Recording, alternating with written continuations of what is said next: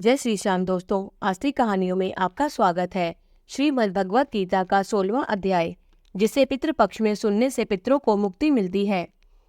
श्री कृष्ण बोले, हे भारत, अभय शुद्ध सतोगुनी होना, ज्ञान योग निष्ठा दान इंद्रिय दमन यज्ञ करना, तप सरलता अहिंसा सत्य क्रोध त्याग शांति चुगली न करना, सब प्राणियों पर दया, तृष्णा से बचना, कोमल स्वभाव लज्जा चपलता का त्याग, तेज क्षमा धृति पवित्रता द्वेष रहित अभिमान न करना, दैवी संपत्ति के सन्मुख जन्म धरने वालों को यह सब गुण मिलते हैं।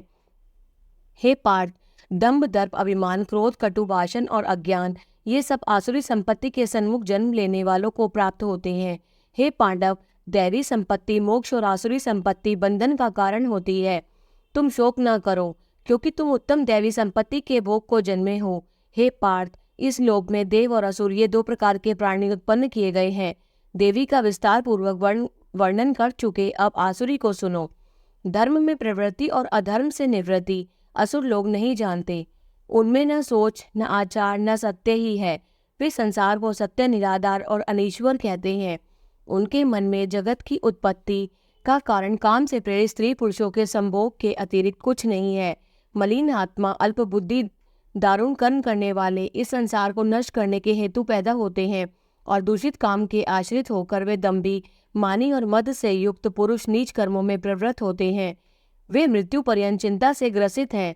कामोपभोग ही सब कुछ है, इसी को सर्वस्व मानते हैं। अनेक आशा रूप पाशों से बंधे काम क्रोध में तत्पर कामोपभोग के लिए अन्यान्य किसे अर्थ संचय की इच्छा करते हैं।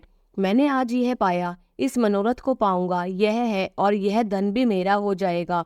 ये शत्रु तो मैंने मारा, दूसरों को भी मारूंगा। मैं ईश्वर भोगी सिद्ध बलवान और सुखी हूँ।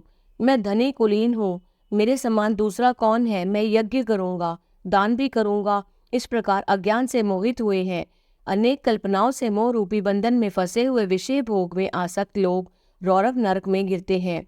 अपनी बढ़ाई आप करते हैं, धन धान्य के मद में चूर रहते हैं, शास्त्रोक्त विधि छोड़कर केवल नाम के लिए यज्ञ करते हैं। ये अहंकार बल घमंड काम और क्रोध से युक्त हैं। अपनी तथा औरों की देह में स्थित मुझसे द्वेष रखते तथा मेरी निंदा करते हैं। इन द्वेष करने वाले क्रूर और अधम पापियों को मैं संसार की आसुरी योनियों में डालता हूँ। हे कौन्तेय, जन्म जन्म में आसुरी योनि पाकर वह मूर्ख मुझको पाए बिना ही अंत में अधोगति को प्राप्त होते हैं। काम क्रोध और लोभ ये तीन नरक के द्वार हैं जो आत्मा का नाश करते हैं। इस कारण तीनों को त्यागना चाहिए। हे कौन्तेय, उन तीन नरक द्वारों से छूटा हुआ मनुष्य अपने कल्याण को सुकृत करता है, तब उत्तम गति को पाता है। जो शास्त्रोक्त विधानों को छोड़ स्वेच्छानुसार कर्म करता है, वह सिद्धि को नहीं पाता, सुख को नहीं पाता और परम गति को नहीं पाता। अतएव कार्य और अकार्य इनको जानने के लिए शास्त्र प्रमाण है। शास्त्रोक्त विधान जानकर उसी के अनुसार कर्म करना चाहिए। जय श्री कृष्ण। 16वें अध्याय का महात्म।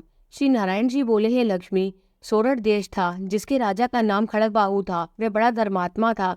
उसके हाथियों में एक बड़ा हाथी मस्त था, जिसकी धूम मची रहे, महावतों के पास न आने देवे। जो महावत उस पर चढ़े उसी को मार डाले। हाथी के पांव में जंजीर बंधी रहे। उसके खेत से राजा ने और देश के महावत बुलाकर कहा, कोई ऐसा होए जो इस हाथी को पकड़े, मैं उसको बहुत धन दूंगा। हे लक्ष्मी, उस हाथी को किसी ने नहीं पकड़ा। एक दिन हाथी नगर में चला गया। सामने एक साधु चला आया। लोगों ने उसे साधु से कहा, हे संत जी, यह हाथी आपको मार डालेगा। संत ने कहा, तुम देखो श्री नारायण जी की कैसी शक्ति है। हाथी की क्या शक्ति है जो मुझको मारे, मेरे नजदीक भी नहीं आ सकता। साधु ने नेत्र पसार कर देखा। हाथी ने सूंड के साथ साधु की वंदना की। साधु ने कहा, हे गजेंद्र, मैं तुझे जानता हूँ। पिछले जन्म में तू पापी था, मैं तेरा उद्धार करूंगा। चिंता मत कर। हाथी बारंबार चरण छूता माथा नवाता था। लोगों ने देखकर राजा को खबर की। राजा भी वहां पर आ गया। देखा तो हाथी साधु के आगे खड़ा है, और साधु ने कहा, अरे गजेंद्र, तू आगे आ। हाथी ने आगे हो चरण वंदना की। उस संत गीता पाटी ने कमंडल से जल लेकर मुख से कहा, गीता जी के 16वें अध्याय का फल इस हाथी को दिया। इतना कह जल छिड़कने से हाथी देह को छोड़कर देही पाई, विमान पर चढ़ वैकुंठ हो गया। राजा ने संत को दंडवत प्रणाम किया और कहा, संत जी, आपने कौन सा मंत्र कहा जिससे इस अदम दुखदायक को सदगति प्राप्त हुई? संत ने कहा, मैंने गीता जी के 16वें अध्याय का फल दिया है, नित्य ही मैं उसका पाठ करता हूँ। जय श्री श्याम।